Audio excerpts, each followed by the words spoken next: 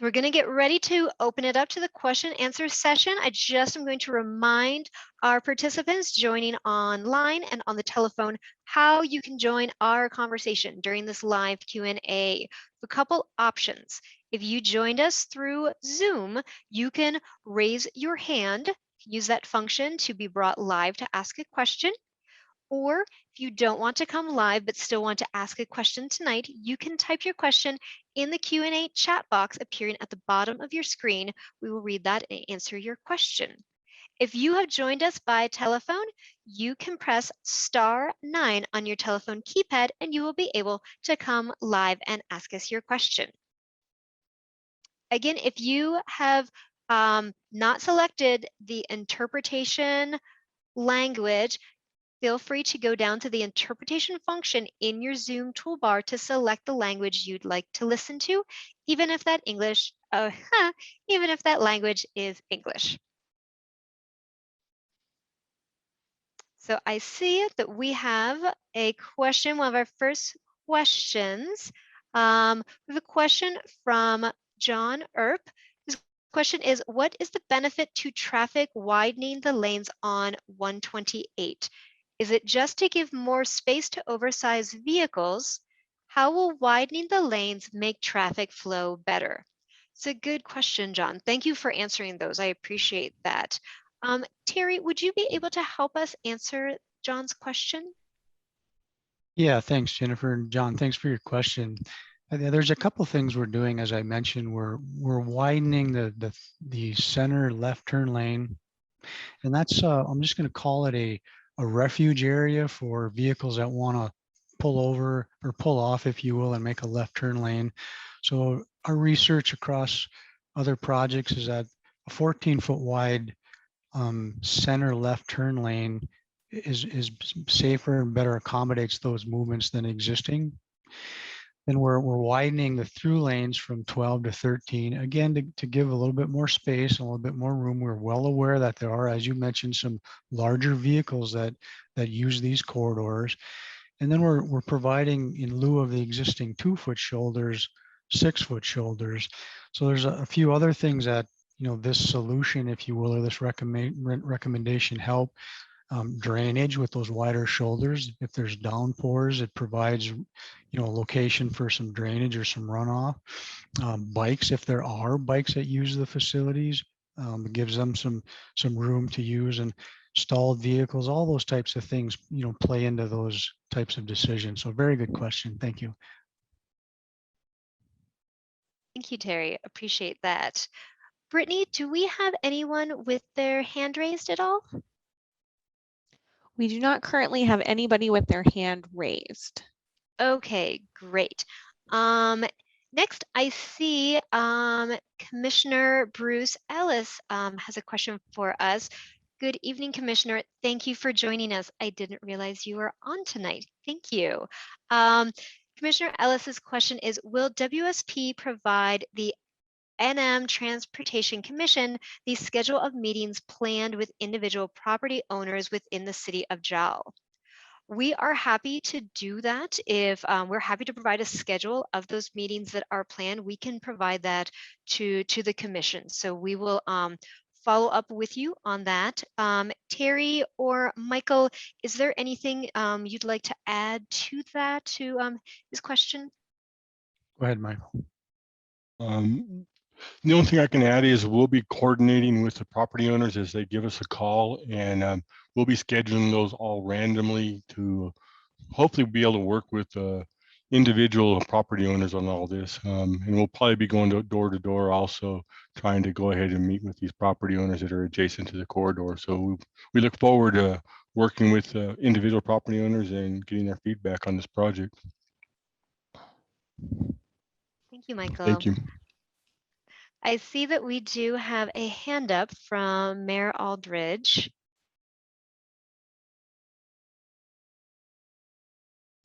Mayor, are you there? Are you able to unmute yourself and ask your question? Thank you. Actually, it was Matt White that had raised his hand there. Whenever you were briefing about the 2-lane while you're doing construction, it dawned on me that my EMS has to go west 2 to 3 times a week, sometimes every day, due to traffic accidents out west, Battle Axe Road, anywhere out there. How are we going to get my EMS out of town with the traffic on that 2-lane there?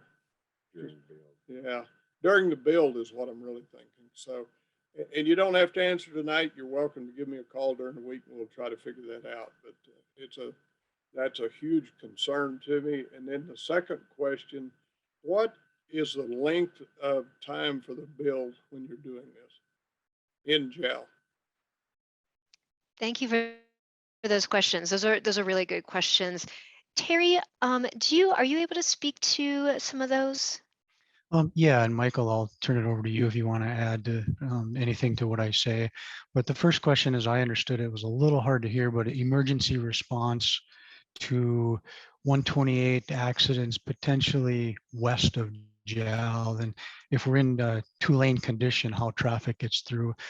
So, we'll have to work closely with the community on phasing of construction in Gel. And when there's traffic on one side of a work zone, left turns, we're probably going to have to not accommodate left turning movements through a work zone area. So it boils down to how, as a team, we want to do that. But the goal is to keep traffic moving through the corridor during construction with minimal or minimizing the delays that occur. We'll work closely with your emergency providers and let them know where construction is going on and have the contractor, coordinating with them as well. It's a issue that we certainly want to make sure the emergency providers know how they can respond as efficiently and as quickly as possible to an accident. Secondly, then, well, Michael, I'll turn that over to you for now, if you want to add to that. No, Terry, I think you got all that question. I think the key, Mayor and Matt, is we just need to coordinate with you guys and the team. We'll have during construction, we're going to have construction crews out there. They'll be able to coordinate with you, and I think it just takes a weekly meeting or weekly meetings as we're changing phases and doing things to make sure everybody's all on the same page. But we'll work all that out as we move forward through the design process of this. The design build has a little bit more capability of handling the traffic through there. So it'll be an ongoing communication with you guys throughout the entire project. And then the second piece, Mayor, is really a question about schedule or construction duration, if you will. And it's one where, again, we need to work closely with you. There's different approaches that can be taken. One would be to let the contractor come in and open up the whole corridor. And then they essentially could get the project done faster, but there could be more impacts to the businesses in that scenario. Another is to do it, I'll call it block by block as they go along the corridor. It would take longer with that approach, but perhaps overall that could lead to less impacts for the community. So the point I want to get to is we're committed to working with the community as we get a little further along in this study and effort to figure that out. What's the best approach for everyone in terms of, us, the DOT, the contractor, and the community of Gel. Michael, anything to add? Yeah, I just wanted to add one thing. What you guys had mentioned about widening this corridor a little bit, and one of the reasons we did widen it is for construction. A couple of years ago when we were doing the design there, we held curb to curb, and we were going to have to really transfer a lot more traffic through town in order to go ahead and construct it. And one of the reasons we are making this roadway a little bit wider, especially to the community, like Terry had said, so we can go ahead and get that traffic flow in both directions pretty much throughout the entire phases of the construction. So that's going to be a key part of it. And just the intersections are going to be key with the railroad and the signals going in. So there'll be a lot of things happening along the corridor, but again, it'll come down to communication, and we'll keep everybody informed, and all businesses along this corridor will keep them having access along this corridor during construction also. So that's all I have. Thank you, Terry. And then lastly, in general, it could potentially be a one construction season project if we're very aggressive, or it could potentially go into 2 seasons. Just in general, that's kind of what we're looking at in my perspective. Great. Thank you, Terry. Thank you, Michael. We have another question. Question from one of our online listeners is, when is the projected date for the beginning of the 128 project in JAL? Terry, can you give us an estimate of when we might expect to beginning I'm guessing we're referring to construction for what would be beginning in the JAL segment. Yeah, I'll start. And again, Michael, if you want to jump in.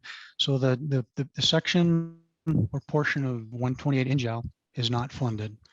So the wild card, if you will, or the criteria right now, the factor is funding in terms of determining when construction could start. Now, the design build base funded project, as I mentioned, could start construction the latter part of next year. And this initial design build phase has the ability to add in the JAL piece if funding becomes available. So that would be the soonest as if funding became available and JAL was added in. Michael, you want to dive a little deeper on that one? Yeah, for this community also, the DOT also put in for some grants that we're waiting to hear, some federal funding that's supposed to be coming through. Hopefully we'll be knowing by the end of the year if this portion is funded through that. If it is funded through that, then it may be pulled out and separated from the design build also. So there's different avenues that the DOT is looking at funding this portion of the project, and it's an alternative to the design build because this is an area of great concern to the department, and we know the need at this intersection of New Mexico 18 and 128 is critical for this corridor. So we are looking at it, and we are looking at all the different funding possibilities for this project. That's all I have on that for now. Terry, go ahead. Hey, Jennifer. Okay, yeah. Thank you, Terry. Thank you, Michael. We have another comment from Commissioner Bruce Ellis. A recap of the property owner concerns will be important to know. Yes, we will we'll get with you, Commissioner Ellis, and talk about what information would be best and the format to ensure it's given to the commissioners. So we will get with you. Thank you for that comment. That's great. We have another comment from one of our online listeners. We have a comment or question from Joanne. Her question is, first, I in no way am discontented with the NMDOT or personnel. I have the highest respect for the expertise of you guys. However, if the state DOT would do the flush median alternative, it might cancel the need for a 128 Northern Relief route. If we could just have 4 lanes through the city limits, seems as if that would help. It might add more to the budget, but the state of New Mexico receives about 1/3 of its support from Lee and Eddy counties. Please consider this. Terry, do you want to speak to the flush median alternative and the 4-lane alternatives in this section? Yeah, I'll speak to perhaps our approach to developing the project in JAL.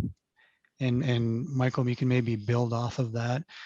So we're looking at delivering the improvements in JAL without any assumptions of the relief route occurring.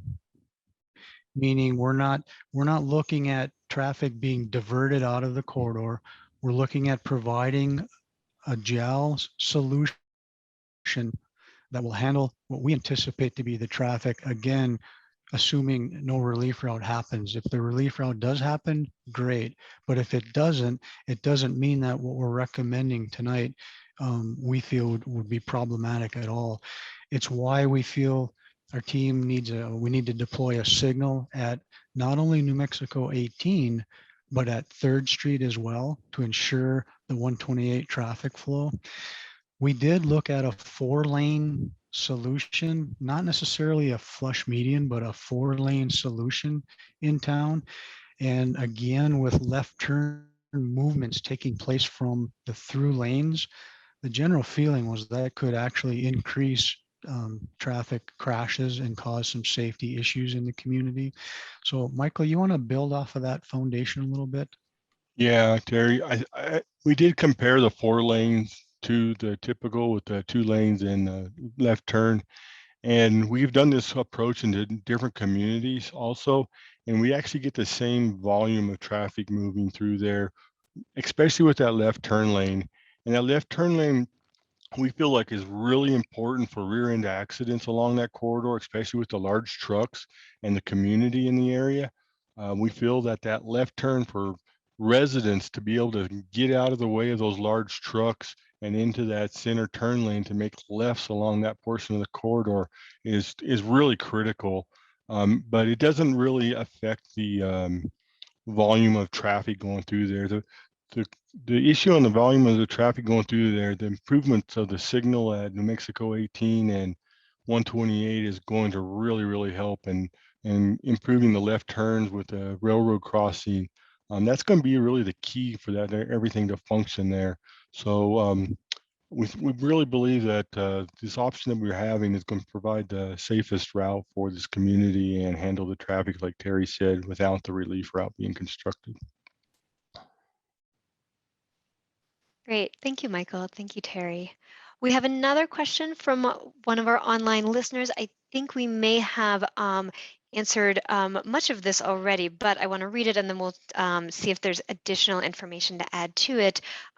Is a 4-lane option going to be discussed? The 3-lane option seems to have been decided as to what's going to be done. Michael, Terry, I feel like we may have, with a lot of your other comments, address that. Is there anything else that we would like to, that you think should be added? Only if someone, really is passionate about a 4-lane solution and wants to provide those comments, we'll certainly take those into account. This is really a check-in meeting on the work that we've done to date. Are we on the right track? Are there any concerns? So certainly feel free to put in, again, if someone's passionate about a 4-lane solution. And then I would ask them, what are the reasons why they feel a 4-lane is a preferable solution based on comparatively to what we've presented tonight. We would really appreciate that. Michael? Anything to add, Michael? Okay. Yeah, I agree with you, Terry. I think we still are looking at both the 4-lane and 3-lane. We see some benefits in the 3-lane, and there's also benefits in the 4-lane. We'll take a look at all those options. So if there's something that you really like about the 4-lane, please let us know, and we'll definitely take a look and make it part of our documents and see how we can make those improvements. Thank you, Michael. Thank you, Terry, for that. Yeah, that's very, very helpful. Yeah, to expand on that a little bit more, I appreciate everyone who is asking questions and providing input. This is why we have these public meetings and come to our stakeholders and the affected public, because we want your input. You are part of helping us develop the project, and we really need you to be part of that process. And so we are glad for you to be providing those comments and those inputs so that we can continue to look at these areas in more detail and differently consider various aspects. So thank you so much. I do see that we have another question from our online listener.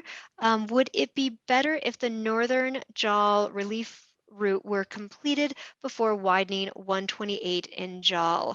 I think, Michael, maybe I will let you to speak to that, since Sure. I know that was a consideration for this project and there's aspects of it.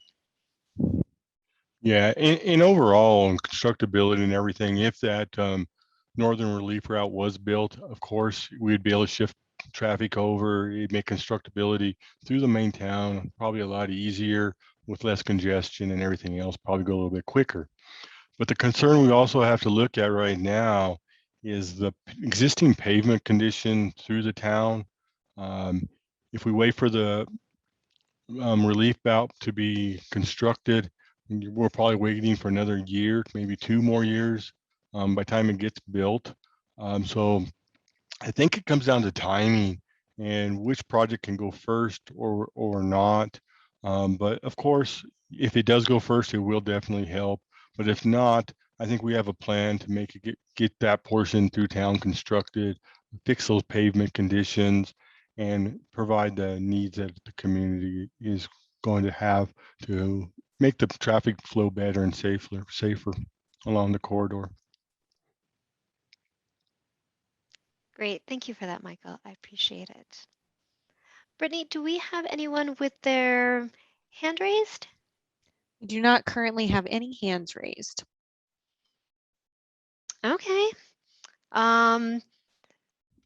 If there's anyone else that would like to ask a question, feel free to drop it into the Q&A chat box. Feel free to raise your hand and we can bring you live if you're interested. If you are on the telephone with us, you can press *9 to come and ask us a question. As mentioned earlier, that this presentation will be posted on the NMDOT's website. We will also have a recording of the public meeting presentation from the August 31st public meeting. And we encourage you to, if you haven't already, we encourage you to view that presentation for the overall corridor. It discusses the larger, bigger picture of the project. And we encourage you to look at that and the other resources that are on that website. If you are a property owner or business owner abutting the New Mexico 128 corridor and would like to schedule a virtual meeting to discuss your property, how it may be affected, discuss the project with us further, please reach out to me. We want to hear from you and be able to get that dialogue going with you. As a reminder, I can be reached a couple different ways. You can call me at area code 505-878-6577. You can also email me at jennifer.hyre@wsp.com. Well, I don't see that we have any other questions coming in, so we're going to wrap up Jennifer, our... we do have a hand up. I'm sorry, I don't mean to to interrupt you. No, it's good. I was going to close out, so I'm so glad we have somebody. So yes, who do we have? We have Matt White with his hand up. Fantastic. Matt. Well, I'm sorry, Jennifer, we're messing you up. This is the mayor. We're interchangeable. First, I would like to thank Michael and Terry for the information and explanation they've offered the community here tonight. I do have one question. Terry, Mike, I know we've talked about the dump ground road, which is just west of the clinic. We see a lot of activity on it. Where it turns off 128 and goes south, that is county and turns into city road there at the intersection of Continental. Have you done any projection, or can you explain to the folks that are on tonight what we've looked at as far as trying to understand and project the amount of traffic that will come down dump ground onto Wyoming, using Wyoming and 3rd and Merriman as possible detour?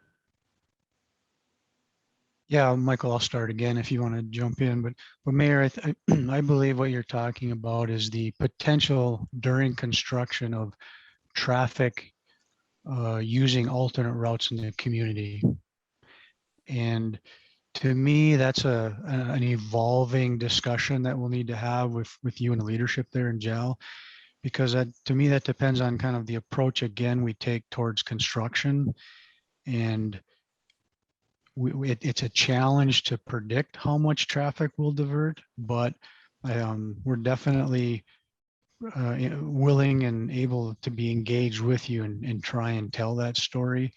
And, I think that may, in your perspective, lead to some potential improvements to try and help if there is a redirection significantly of traffic from 128 in portions of the community. Michael, you want to add to that? Yes, Terry. I agree totally with what Terry said. We're just going to have to coordinate that issue. I know Mayor and Matt, we worked with you on the previous project that we were going to go ahead and build out with those different alternatives.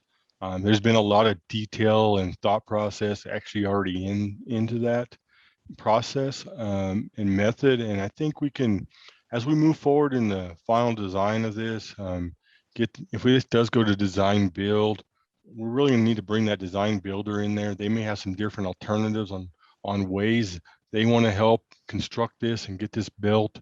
So it's gonna be a really big communication issue.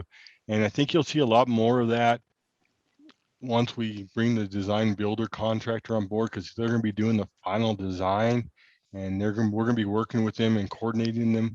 And at that time, we're going to be going to the public and discussing these issues and hearing it from you guys on how to address those issues with the design builder. So it's going to be communication from now till we start this project all the way through this project on addressing that issue. But we are Okay. definitely aware of it. We've studied it a lot already. And I think we'll have some solutions to make sure we decrease that impact as much as possible. And Mayor, I've worked with communities that have posted roads to try and keep, over dimensional or heavy trucks off of them, close some roads. And it's really that partnership of working together for the best solution. Thank you, Terry. Thank you, Michael, for that. Appreciate Mayor Matt, appreciate you bringing that up and asking your questions. And thank you to everyone that has joined us this evening, taken some time out of your evening to sit with us and listen to what we had to present to you. We're very grateful. We wish we could have been with you in person, but we are glad to be able to offer a safe way to meet with you and introduce you to what's ahead. There will be future opportunities to be joining in the conversation, providing us with input and comments, and hearing about the project. So you will be seeing us again in the future. And we're pretty much wrapped up with tonight's presentation. Thank you for joining. Please stay safe and good night.